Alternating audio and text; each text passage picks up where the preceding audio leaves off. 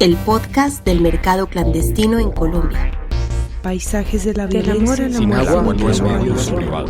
Los pueblos. ¿Cada cuánto llega el agua buena después de la guerra? En Colombia, los ríos y cuerpos de agua son cementerios de innumerables víctimas, territorios estratégicos para el combate y lugares contaminados. Pero son también sitios de memoria, de vida y de resistencia. Estos fueron algunos de los temas abordados el 23 de noviembre del 2019 en el mercado clandestino de conocimiento y no conocimiento útil, de culturas anfibias, puertos de contenedores y tumbas líquidas, relatos colombianos en torno al agua, que tuvo lugar por primera vez en América Latina. Yuma resiste. Luna es gringo-huilense y desde hace una década se involucra en procesos de resistencia comunitaria frente a proyectos extractivos en La Jagua, corregimiento de Garzón Huila. Se centra en la lucha contra la construcción de la hidroeléctrica El Quimbo de la empresa multinacional Emgesa, inaugurada en 2011, y en especial en las estrategias para involucrar a jóvenes como él en la defensa del territorio. Un segundo eje es la importancia de la autonomía económica. Al respecto destaca cómo se presentan nuevos desafíos frente a los cambios de uso del agua, pues ya no es posible vivir de la pesca y la agricultura, actividades que históricamente ofrecieron a sus pobladores independencia. Un punto fundamental es contrarrestar las amenazas de privatización del acueducto y la importancia de las alianzas con otras comunidades afectadas por represas. El interlocutor de Luna pregunta sobre cómo les afecta ser un corregimiento, sobre la declaratoria del río Magdalena como sujeto de derechos y sobre las especies documentadas que no fueron incluidas en el informe de impacto ambiental de la represa. En sus respuestas hay una crítica a las decisiones políticas y un rechazo de tajo a los proyectos extractivistas. Muy buenas tardes. Mi nombre es Jonathan Luna y pues antes de todo muchas gracias por escoger esta mesa acá en el mercado clandestino. Yo vengo de una comunidad en el Huila que se llama La Jagua. Para matar la duda de dónde viene mi acento, porque no es muy huilense. Yo soy nacido en Estados Unidos, de madre huilense y padre uruguayo. Me criaron como una bolita de ping-pong entre Estados Unidos y el Huila. Y desde el 2008-2009 decidí volver allá y desde el 2011 estoy viviendo totalmente allá. Desde antes que yo regreso al Huila, tengo un proceso donde acompaño diferentes comunidades y territorios que están en procesos de defensa del territorio, principalmente ante industrias extractivas, lo que sea la minería, las represas, los hidrocarburos, ese tipo de proyectos. En el 2008, en ese entonces el presidente Uribe anuncia que se va a entregar 9.500 hectáreas del centro del Huila, de 8 municipios, a una empresa de España en ese momento, Endesa, para hacer una represa hidroeléctrica. Y desde ahí varias comunidades se empiezan a organizar y luchar desde sus contextos, desde sus conocimientos, en contra de la construcción de esta represa. Digamos que a finales de 2011, pero principalmente el año 2012 y 2013, fue el momento más agitado de esa lucha. Hubo varios paros campesinos, bloqueos de vías, liberaciones de tierras, tomas de diferentes edificios o lugares, obras de construcción. Y en ese proceso, por la defensa del territorio, muchos los mayores, muchos los papás y los mamás siempre hablaban del por qué luchaban. Y del por qué luchaban tenía mucho que ver con la niñez, con los jóvenes. Pero no veía en las asambleas y no veía en los diferentes espacios, hubo muy poca participación de jóvenes. Entonces, si esto se está haciendo para ellos, ¿por qué no están participando? Y desde entonces un grupo de jóvenes, principalmente La Jagua, que históricamente tiene un proceso de teatro y circo callejero, empezamos a experimentar con el uso de tanto el arte como la cultura como estrategia de involucrar a los jóvenes en proceso de defensa del territorio, en este caso ante la construcción de la represa El Quimbo sobre el río Magdalena. En ese trayecto, que ya vamos desde el 2011 para acá, tenemos una organización con más o menos 20 personas en la comunidad, trabajando en diferentes instancias desde el arte y la cultura, hemos hecho material audiovisual, hemos hecho fotografía, procesos de muralismo por la defensa del territorio, performance, teatro, pero también investigación científica, documentando las especies y los lugares de importancia en el territorio que la empresa y los entes que la empresa contrató dejaron por fuera en sus estudios de impacto ambiental. Entonces también formándonos en lo legal y cómo hacer los derechos de petición, las acciones de tutela, las demandas ante eso, y realmente ayudando a los jóvenes a adquirir las herramientas para asumir la nueva etapa de la lucha, porque ya desde el 2015 existe la represa El Quimbo, es un hecho, ya está allí. El embalse a veces llega a 50 metros del pueblo en donde vivimos, está allí nomás. Entonces la lucha se transforma en un mecanismo de cómo permanecer en territorio. Ya no se puede vivir de la pesca, ya no se puede vivir de la agricultura. El gobierno nos quiere imponer el turismo, que realmente no es un modelo económico sostenible todo el año. Entonces, desde los diferentes conocimientos como de la permacultura, la agroecología y esas diferentes estrategias, involucrando también el arte, la cultura, la comunicación, el pasar un buen rato como muchos los jóvenes les gusta, estamos generando esas alternativas tanto sociales, culturales, pero también económicas y ambientales para que los jóvenes puedan permanecer en territorio.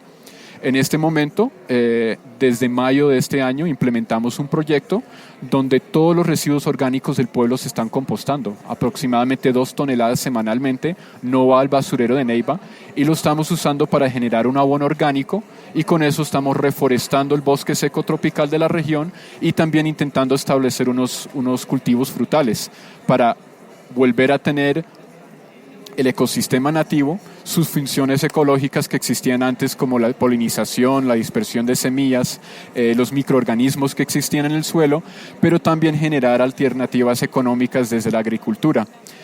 Traigo estas cosas acá porque en La Jagua somos una comunidad tradicionalmente tejedores de fique. Es algo que principalmente las mujeres hacían. De mi conocimiento soy el único hombre que teje en mi comunidad. Yo tejí esta mochila. Yo aprendí de una profe que lleva una tejedora que fácilmente lleva 60 años tejiendo desde que era una niña. Entonces esto es también parte de lo que estamos intentando impulsar, recuperar, porque yo con mis 37 años soy el tejedor más joven. Las personas más jóvenes no les interesa el tejido, no les interesan muchas de esas prácticas. Entonces vemos que el tejido es muy atado a los cultivos porque nosotros no compramos hilos, cultivamos nuestros hilos. Entonces para cultivar hay que requerir el agua. Entonces, todo ese proyecto que estamos haciendo con los abonos, con la reforestación, con los cultivos agroecológicos, lo estamos haciendo por medio de un apoyo con nuestro acueducto comunitario, porque nuestra comunidad hace aproximadamente 40 años, nuestros abuelos, nuestras abuelas, a punto de pico y pala, construyeron el acueducto. Ninguna empresa estatal, ninguna empresa privada hizo el acueducto para nuestra comunidad. Nuestros abuelos, con el sudor y también con el conocimiento que ellos tenían, montaron un acueducto artesanal que al día de hoy nos abaste el agua para 2.000 personas en la comunidad.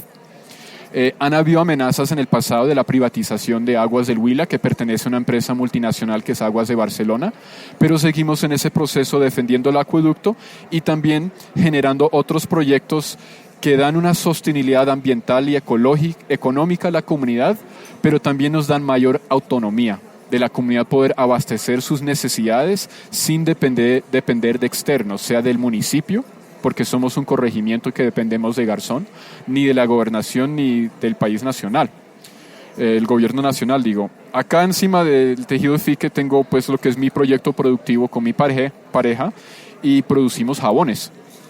Entonces estos son jabones artesanales para la piel y bálsamos labiales hechos con plantas que cultivamos ahí en la región.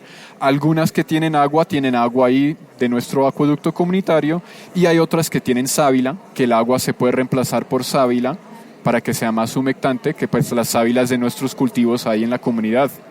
En este momento estamos viendo cómo experimentar para generar el proceso en que podemos purificar el aceite de cocinar usado para que ese aceite no termina en el agua, no termina siendo botado por el sifón y ese aceite usado lo podemos usar para generar jabones para uso casero, como el aseo de la ropa, la loza, el aseo de la casa. Estas son más para la piel, para el cuidado de la piel. No he mencionado casi nada de las fotos, pero poco, no sé si quizás has dado cuenta, pero mucho la temática que he ido hablando, aunque no he hecho referencia directa a las fotos, tiene que ver con los procesos que hemos tenido, tanto como pues ves ahí la identificación de la biodiversidad afectada de la región, el reconocimiento de lugares sagrados. Acá es un lugar donde hay petroglifos, otra especie de ranita bien particular. Esta rana, por ejemplo, no salía en el estudio de impacto ambiental que la empresa hizo cuando hizo su estudio para hacer la represa, y muchos de estos animales que vemos ahí son especies que hemos documentado que no han estado presentes en todos los estudios de impacto ambiental. Acá pues diferentes alianzas con otros movimientos sociales del país, de otras comunidades afectadas por represas, algunas de la costa, algunas del Pacífico, de la Amazonía, tanto comunidades negras, indígenas, campesinas. Hemos tenido nuestro propio proceso de formación audiovisual, y a raíz de eso participar en otros procesos como el Festival de Cine de San Agustín, el Festecine. Y pues, ¿cómo decir? Somos un proceso bastante joven y principalmente de personas jóvenes, y basándonos mucho en lo que es la autonomía y la coherencia, no ser cooptado por ninguna empresa, por ningún partido, por ninguna gobernación o alcalde. Entonces quizás nuestro proceso no siempre anda a la velocidad o al tempo, el ritmo que uno quisiera, pero vamos lentos pero fijos en ese proceso de no solamente defender el agua, pero todo el territorio para los jóvenes de nuestra comunidad, y que ellos pueden permanecer en el territorio y aún vivir una vida digna. Ahí pues tomo una pausa a ver si hay preguntas o inquietudes, aclaraciones, quizás no me expliqué algo bien o algo. Por ahora no. Dale. ¿Ustedes cómo sienten que afecta ser un corregimiento y no un municipio en estos procesos de resistencia? Ser un corregimiento nos perjudica bastante, reconociendo que muchos de los impactos negativos, no todos, son para las personas que viven donde está el charco. Y aunque hay impactos negativos para las personas retiradas del charco, quizás no lo viven tan directamente. Y muchas veces las personas que están tomando las decisiones son de la cabecera municipal, como en el caso nuestro municipio de Garzón, y no de los corregimientos de la zona de afectación. Entonces, pues entre su privilegio hay como una distancia muy grande, no hay mucha empatía. Entonces dependemos de la buena voluntad de, pues por decir, la alcaldía, cuando nosotros ni somos cabecera municipal. Nuestro municipio es aproximadamente 80,000, más o menos 80,000 habitantes.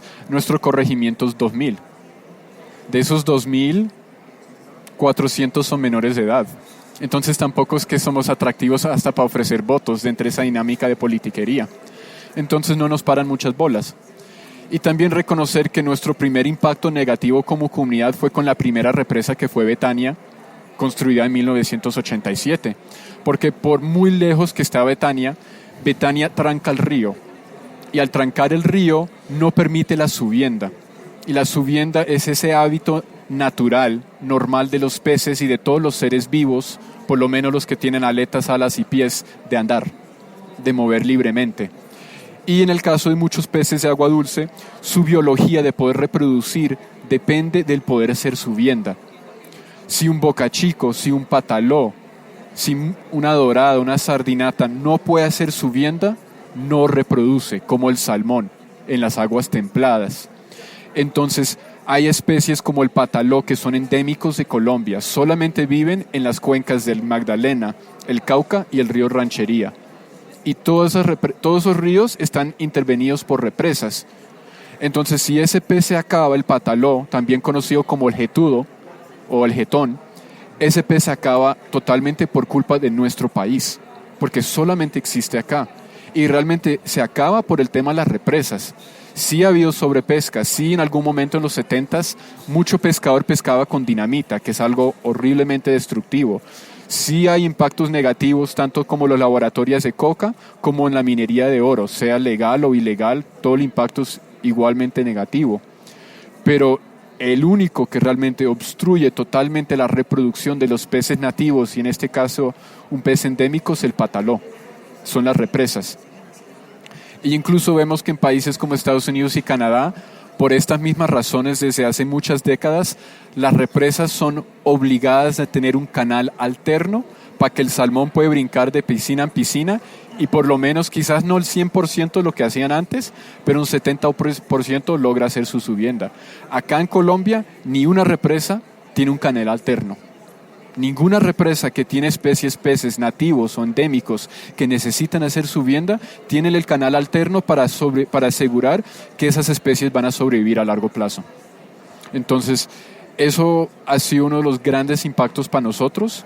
Y como ves los 8 municipios de afectación del Quimbo, ninguna cabecera municipal queda sobre el río. Entonces, quiere decir, ninguno de ellos son pescadores. Ninguno de ellos saben lo que era depender de un sustento, de una soberanía alimentaria y también una autonomía económica que viene de una relación del río, porque en este trabajo uno se relaciona con otros territorios. Y como dicen los compañeros impactados por Hidroituango en el norte de Antioquia, afectados por esa represa, lo más bonito del río, que en este caso ellos hablan del río Cauca, que le dicen el patrón mono, porque ese río casi siempre tiene este color de café, que el patrón mono, el río, es el mejor patrón porque no exige ni horario ni hoja de vida. Y si vemos de las comunidades de río, son las últimas comunidades que realmente han podido ejercer una autonomía. Porque también muchos han cultivado en las islas que no pertenecen a nadie legalmente. O en las vegas de los ríos, cultivan en tierras que no son legalmente de ellos. Pescan en tierras. Hay gente que ni tienen dónde vivir, pero tienen sus chozas, sus carpas en las vegas de los ríos. Entonces estas personas que tenían un nivel de autonomía, que vivía completamente el sistema, pues no les sirve el sistema.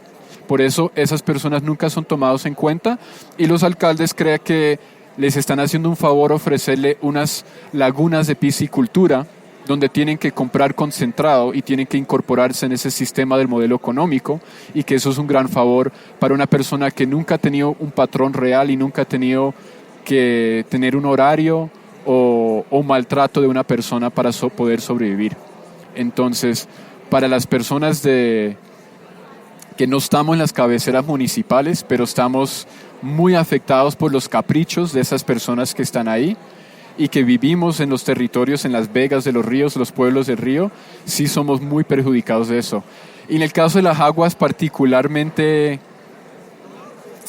digamos, espinoso el tema porque La Jagua fue de los primeros municipios coloniales o municipios que existían en el Huila y de las primeras comunidades fundadas durante la colonización española.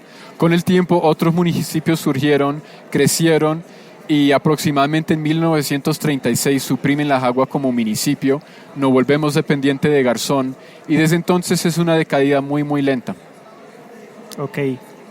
Sé que recientemente un juez en el Huila declaró el río Magdalena como sujeto de derechos. Sí. ¿Cómo ven ustedes eso? ¿Cómo puede ayudar o si no va a ayudar? Pues vemos que puede ser bien, pero también puede ser un arma de doble filo. Eso fueron 3 personas de Pitalito que lograron eso y son personas que por lo general no están muy articulados a los procesos de las comunidades y los territorios. Eso no quiere decir que lo que han hecho es malo, para nada. Lo que quiere decir es que de cierta manera es dar un poquito de papaya al Estado, porque una de las cosas que ellos exigen y que el fallo reconoce es que se tiene que hacer, digamos, un comité o una agrupación llamado Guardianes del Río. Pero si uno mira el listado de las personas a quién van a seleccionar, de qué entes van a seleccionar para ser los guardianes del río, son todas personas de instituciones del Estado, de las corporaciones autónomas, de las alcaldías, de empresas, de las gobernaciones, de las secretarías de medio ambiente. Entonces, como sabemos muy bien en este país, las personas tanto en el ámbito económico, en las empresas, empresarial y también en lo político, no siempre han tenido los mejores intereses para el medio ambiente y las comunidades que viven directamente con ella, en este caso los ríos. Entonces, aunque vemos que el fallo en sí es positivo, vemos que si el Estado nos quiere hacer una jugada sucia, como no permitir la participación de las comunidades en esa instancia como guardianes del río, dejaron esa posibilidad abierta que podría ocurrir si no nos organicemos mejor. Ok. Usted me contaba que se han organizado con otras poblaciones en otras partes de Colombia que también sufren afectaciones por represa. ¿Cómo se logró esta organización? ¿Qué acuerdos hay? ¿Qué desacuerdos hay? Igualito en encuentros como este, hemos tenido la oportunidad de compartir con personas de otras comunidades, otros procesos, y también hemos ido a conocer otros territorios por invitaciones. En algún momento éramos parte del Movimiento Nacional de Afectados por Represas. En este momento nos retiramos porque estamos evaluando en qué otros espacios quizás nos puede interesar participar, porque aunque somos una comunidad directamente afectada por represas, no es el único tema que estamos tocando. También tocamos el tema de la economía verde. En el Cerro Páramo Miraflores, que nace de la quebrada que alimenta nuestro acueducto, hay petroleras activas, hay intereses de hacer fracking, entonces tampoco nos hemos querido limitar mucho. Pero a raíz de ese espacio hemos podido articular con otros comunidades y territorios afectados por represas, tanto como las comunidades afectadas por Hidroituango en Antioquia, las que son afectadas por la Salvajina en el norte del Cauca, los que están afectados por Urrá en Córdoba, y en La Guajira hemos tenido un trabajo como compartido desde hace como 12, 13 años, y aunque ellos tienen una represa allá que es el Cercado, nuestro trabajo ha tenido más que ver con la mina del Cerrejón y las problemáticas que el Cerrejón ha presentado con el río allá también, porque aunque no es una represa, es una mina de un hidrocarburo, también ha impactado directamente el río y las comunidades que dependen de ella. Más allá de esos espacios, pues, ¿cómo le explico? A veces por el simple trabajo de uno y los espacios que uno recorre, el trabajo de uno habla por sí mismo.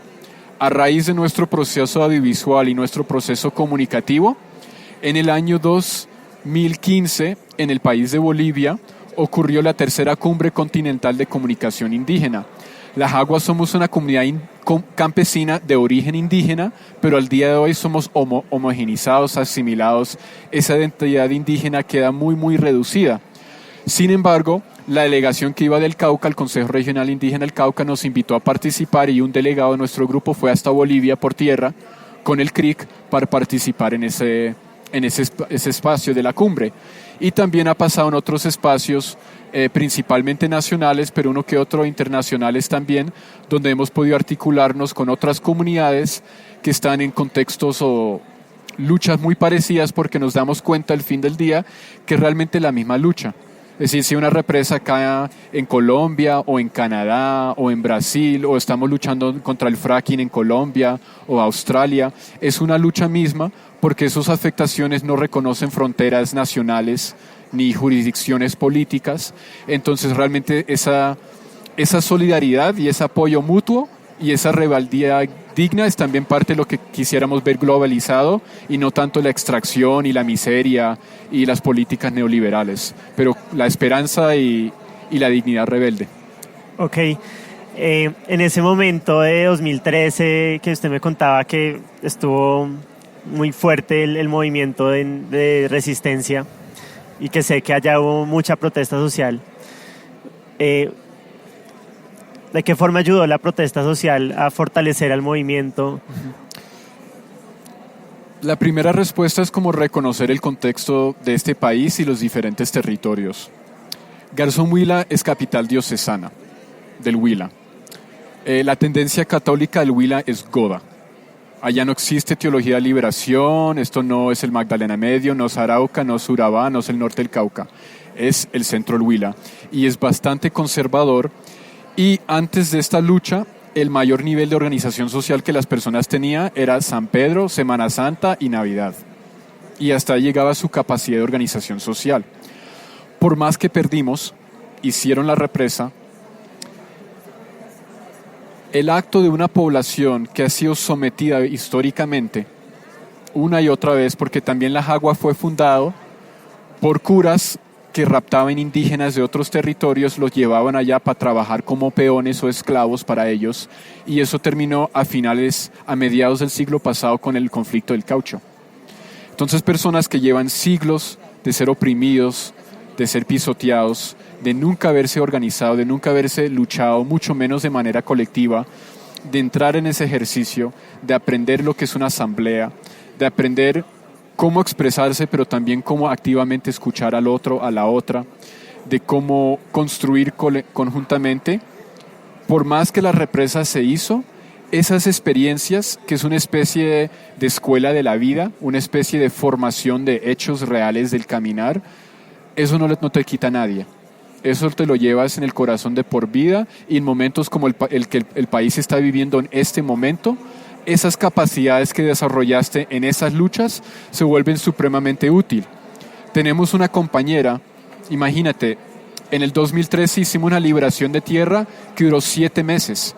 7 meses que cultivábamos de día y que de noche estábamos haciendo guardia porque el ejército venía con metralletas y pasamontañas, nos hacían disparos en el aire, nos regaban listas con nuestros nombres porque nos querían matar con limpieza social.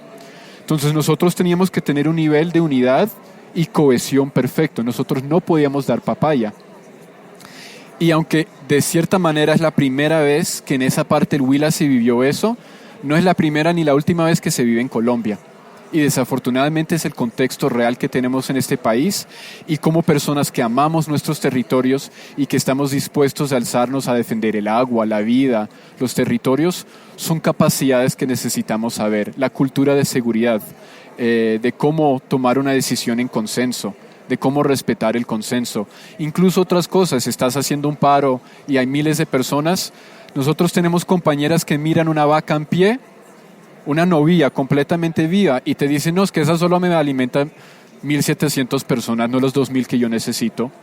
Necesitamos otra. Y cuando necesitas alimentar personas en esos instantes que la gente está durmiendo en el asfalto, día y noche, 3 semanas, 2 meses, 3 meses, esas capacidades se vuelven supremamente importantes.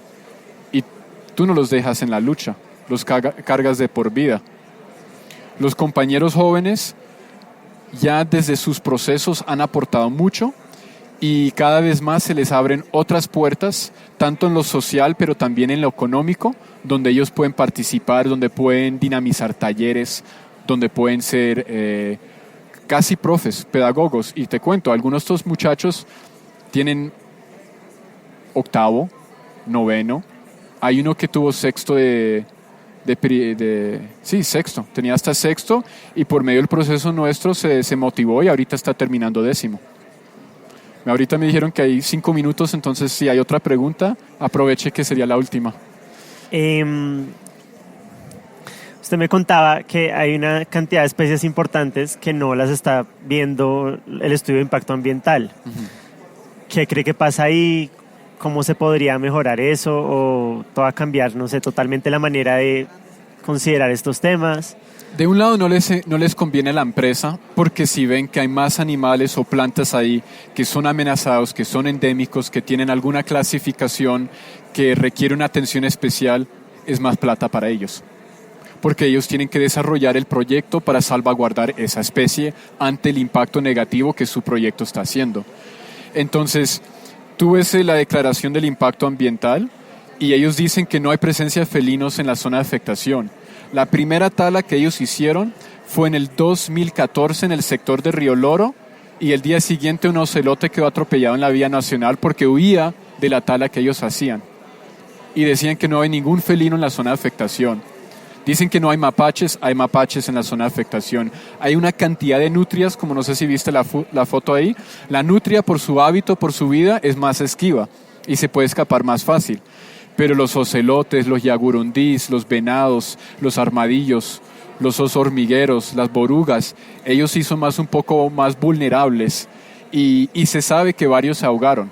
Y las culebras, que ni decir, en mi pueblo ya me llaman para salvar culebras, porque la gente pues normalmente las mata y sin saber si es venenosa o no, y ellas tienen una función supremamente importante, igual ellas tienen derecho al territorio.